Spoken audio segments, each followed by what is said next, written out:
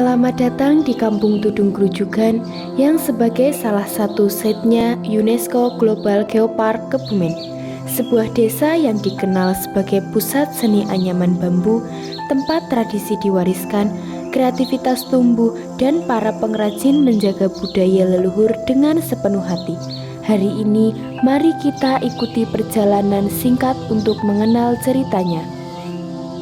Putu-putu sedaya, awalnya wonten anyaman-anyaman bambu.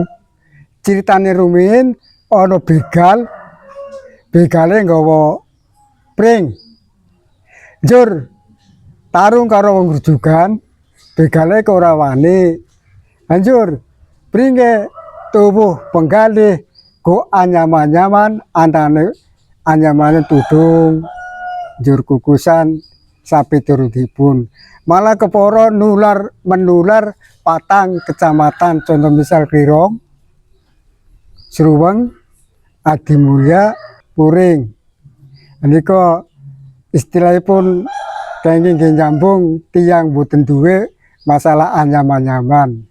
Nek dietang canggah sampai canggah turun temurun. Niku ngangge gesang ya, lumayan. Njur mugi-mugi bab menika sampun kantos ditinggalaken anak-anak kita nanti yang muda-muda, ojo nganti ditinggal masalah anyaman seka bambu. Kampung Tudung telah berdiri sebagai sentra kerajinan anyaman bambu. Dari rumah-rumah sederhana inilah keterampilan menganyam diwariskan turun-temurun, mulai dari generasi orang tua hingga anak-anak muda yang kini melanjutkan tradisi. Tudung bukan hanya benda, tapi simbol ketekunan, kearifan lokal, dan identitas masyarakat desa Grujugan.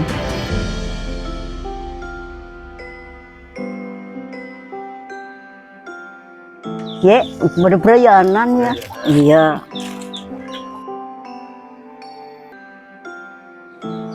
Bambu menjadi bahan utama setiap karya di kampung ini. Dipilih karena kuat, lentur, mudah dibentuk, dan tentunya ramah lingkungan.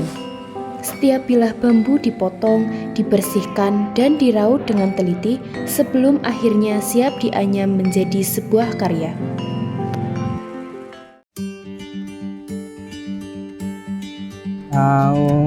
Sebenarnya 12 tahun. Ya kendalanya nek setorane agak rendet biasanya. Guru negor dari mana?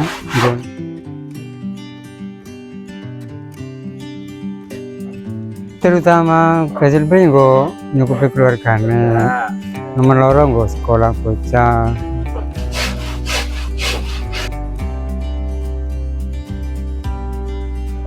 Purbalingga, Banjarnegara, Penirun, Amban.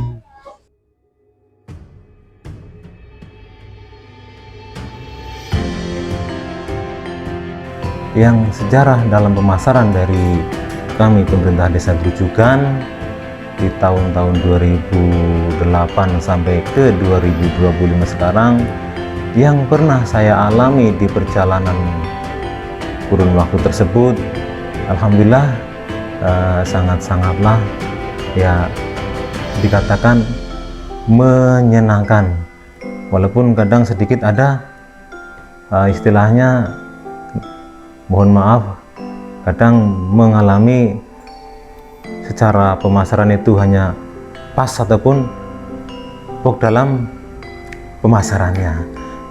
Kemudian contoh-contoh caping yang mereka butuhkan untuk wilayah Kebumen ke barat dan Kebumen ke timur itu bervariasi.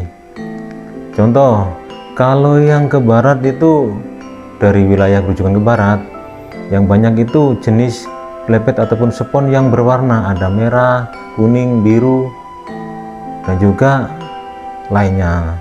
Dan kalau yang ke Kebumen ke timur itu variasinya kebanyakan satu yang berwarna krem ataupun putih, kemudian yang keduanya itu kebanyakan mintanya itu yang ujungnya ataupun tingginya itu papak.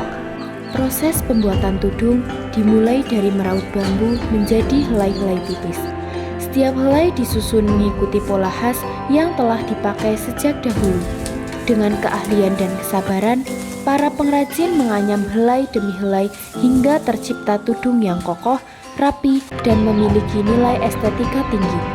Inilah hasil dari tangan-tangan terampil yang bekerja dengan sepenuh hati.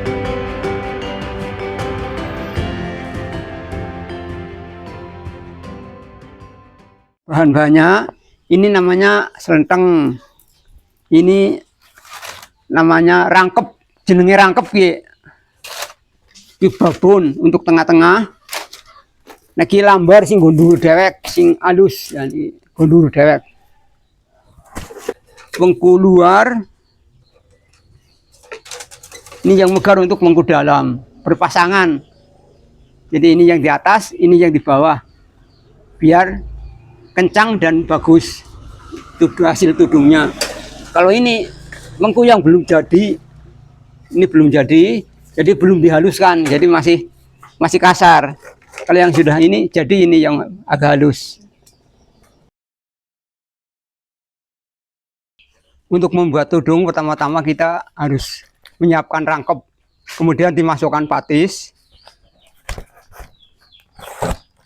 kemudian dimasukkan babon sebagai tengah-tengah sebagai penguat tudung,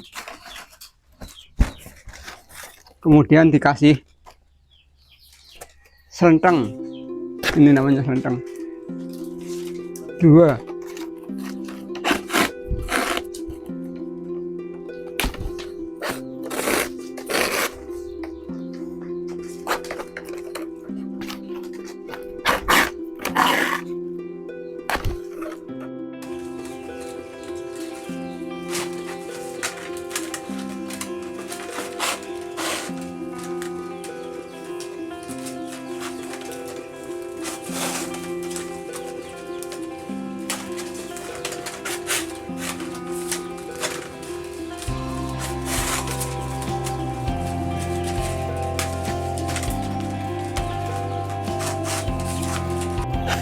Sudah menyalakan jarum, ini dimasuki rafia, kemudian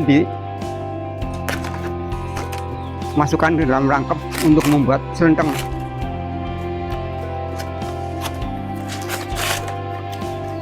Atau selentengan biar tudungnya kuat.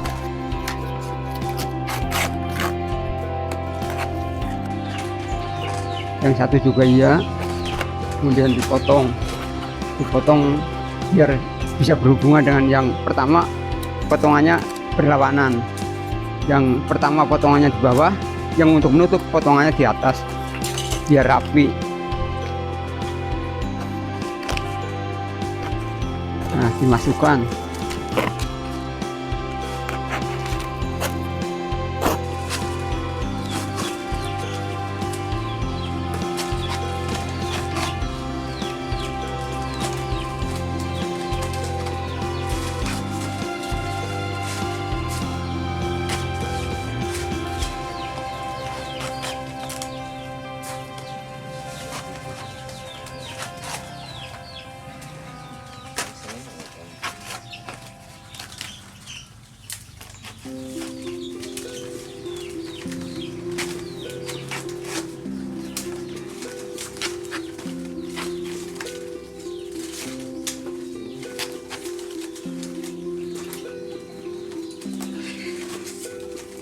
Selesai, kemudian dibalik, dirapikan sedikit supaya lebih bagus. Kemudian ya kita ambil lambar, kemudian dikasih air sedikit biar lebih rekat, kemudian dimasukkan patis di tengah-tengah tepat, kemudian dimasukkan di atas rangkep dan babon.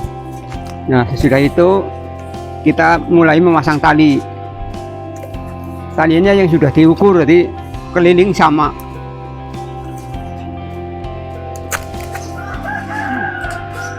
Ini talinya.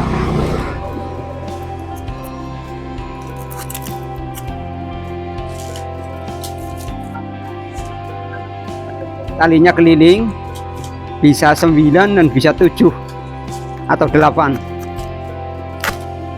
Ini namanya wengku luar yang sudah dibulatkan. Kalau yang wengku dalam ini yang masih dibuka. Kemudian kita buka, kita buat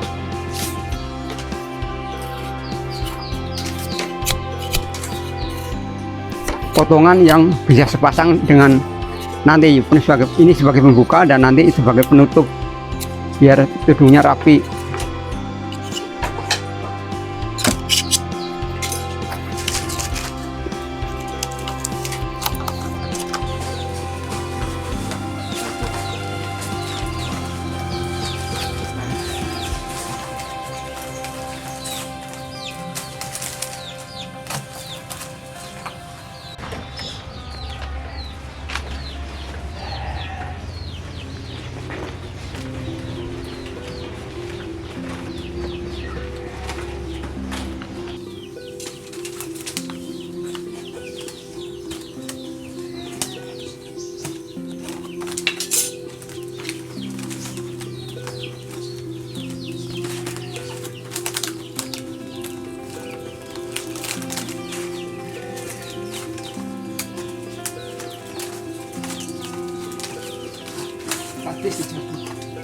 Ya, ini sudah selesai dipasang-pasang semuanya, kemudian kita potong pinggirannya atau ngeres.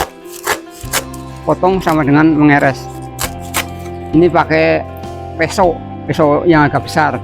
Bisa pakai gunting juga sih ini, tapi saya pakai peso atau lading.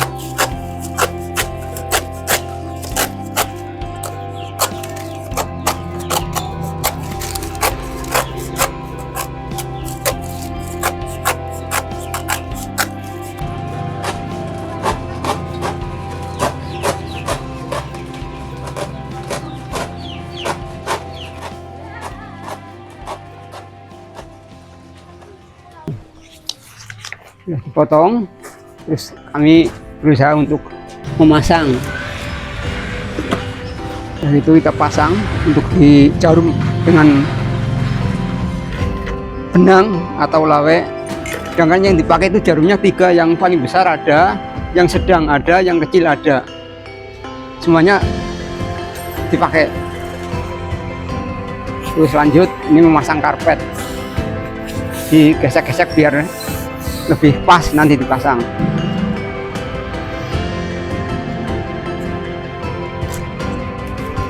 Nah, pasang.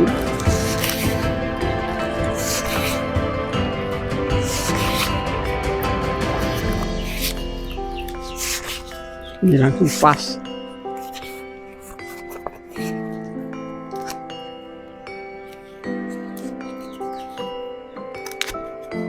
Kita jarum.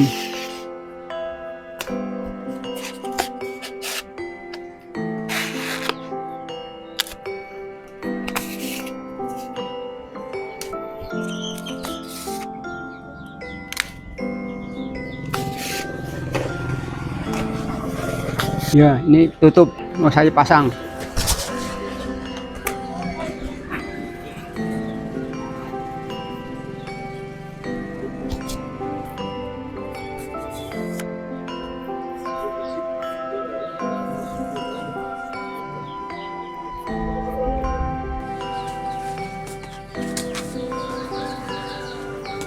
Ya, saya pasang tali.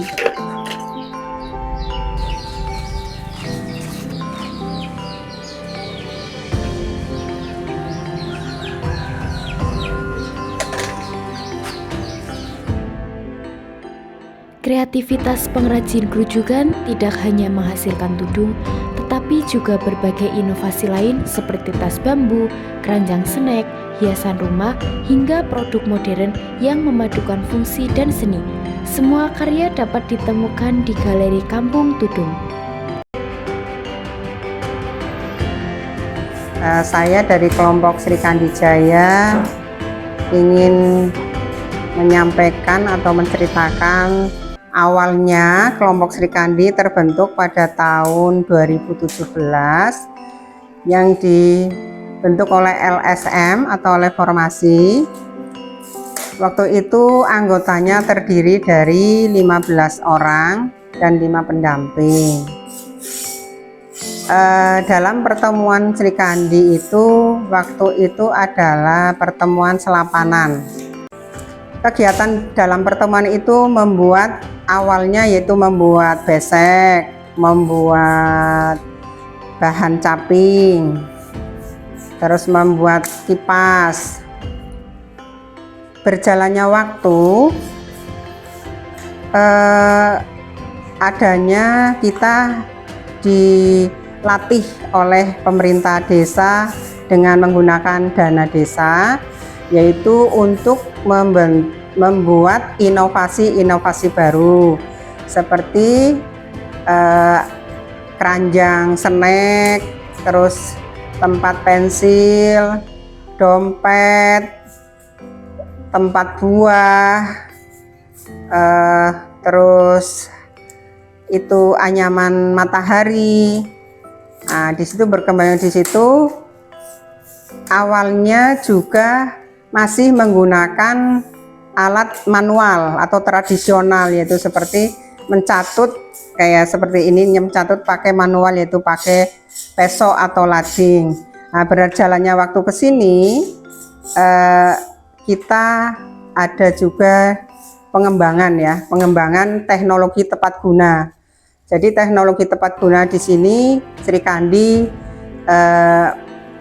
mempunyai alat potong bambu dari mesin, terus alat pengirat bambu, alat pembelah bambu.